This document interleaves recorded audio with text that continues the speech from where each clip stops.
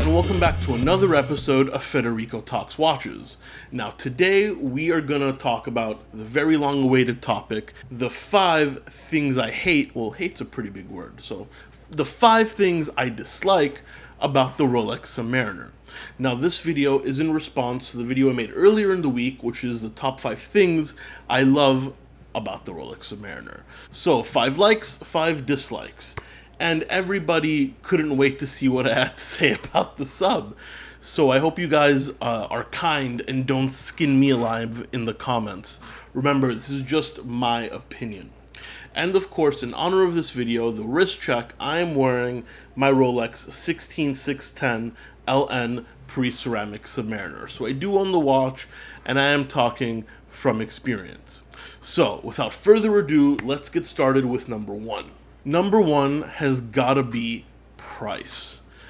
Man, yes, the Rolex Sub holds value very, very well, but at $5,000 more or less for a pre-ceramic model and $8,500 for a brand new ceramic model, that's a lot of money. I mean, I'm not saying that the Rolex doesn't have the quality, but I do think it's overpriced. I think you're paying a little bit for that iconic status, you're paying a little bit for the brand, and at this price point, you have a lot of choices. Look at the Omega Seamaster. I mean, I'm not saying it's as good, but it's half the price. So, do I think it's expensive? Absolutely. Do I think it's worth it?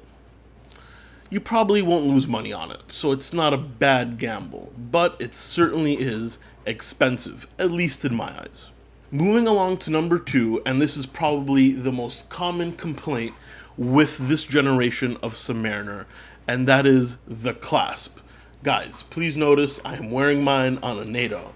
The pre-ceramic Submariner clasp is, for lack of a better word, shitty. It's tinny feeling, it looks like stamped metal, it's very thin. The diver's extension is an absolute joke and pretty useless. The bracelet isn't so bad, but that clasp, man, those sharp edges, it feels like you'd be at home at a watch that cost 1/10 of the price. And in fact, Rolex learned their lesson, and the new ceramic Submariners have one of the best clasps in the business today. But the 16610, man, that thing was absolutely awful, at least when it comes to the clasp. Number 3 is one that many people might not agree with me, and it might be a little controversial, and that is the lume. The Rolex 16610 uses Super Luminova, which is, unlike Rolex's Chromolite, something very common in the industry. It glows green, but however, in the case of my Submariner, I find that the lume doesn't particularly last a long time and isn't super bright. The other night, I went out with a friend and he was wearing a Seiko Monster, and you know what? At one point I looked over at his watch and it was absolutely glowing. And the Monster cost almost exactly 1/10, or even less than 1/10 of the price of the Sub. And that lume was super impressive. So, you know what? The Super Luminova, I don't think it does a great job on the Submariner. However, I'm kind of hoping it ages a little bit, so this negative might turn into a plus. We'll just have to wait and see. But for right now, the lume, not something particularly great, especially for a dive watch. Number 4 is another complaint that I think many people would agree with me on, and that is the fact that the Submariner is common. Now, this can be seen as a plus because it's such a great watch that everybody loves it. It's the absolute reference in luxury watches. However, I don't like wearing a luxury item that everybody else has. In fact, a lot of people say, well, Federico, why did you buy it? I didn't buy it. I won it as part of a contest. But yeah, maybe different parts of the world are different. But here in New York, Rolex Submariners are a dime a dozen. They don't mean absolutely anything. And while it's a great watch, and I do like mine, I don't think I would have bought one for the simple reason that everybody else has one. And if I'm spending that kind of money, then I want something a little bit more unique. This isn't so much something that's wrong with Rolex, but a testament to the legacy this watch has left, the fact that everybody loves it. But to me, that just makes it quote-unquote common. And lastly, at number 5 is a complaint that I've never heard anybody really complain about, but it kind of bothers me. and that is the sterile caseback. Yes, this is a tool watch. Yes, dive watches shouldn't necessarily have see-through casebacks, and I'm not saying this watch should have a see-through caseback, but in this case, it's completely sterile. It's literally a blank back, a blank piece of metal.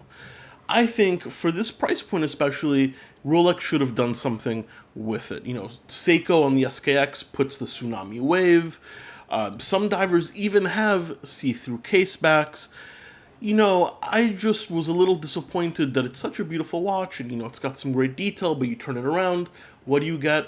A completely sterile caseback. Some people don't hate it, you know, some people engrave their initials in it, but personally, I would have liked to see Rolex pay a little bit more attention to this detail, the caseback. Anyway, guys, those are my top 5 things I dislike about the Rolex Submariner, and let's get one thing straight. I'm not saying it's a bad watch. In fact, you should watch my top 5 things I love about the Rolex Sub 2 so you can balance this video out. But every watch has its pros and cons, and the Submariner is not immune to that. Anyway, guys, what do you think? Leave a comment in the comment section below, and please take a look at the description of this video for my Instagram account. That is Federico Talks Watches. That way, you guys can get some great content even on the days when I don't upload. Thank you so much. Please don't forget to like and subscribe. It really does help. And I'll catch you guys in the next episode of Federico Talks Watches. Take care.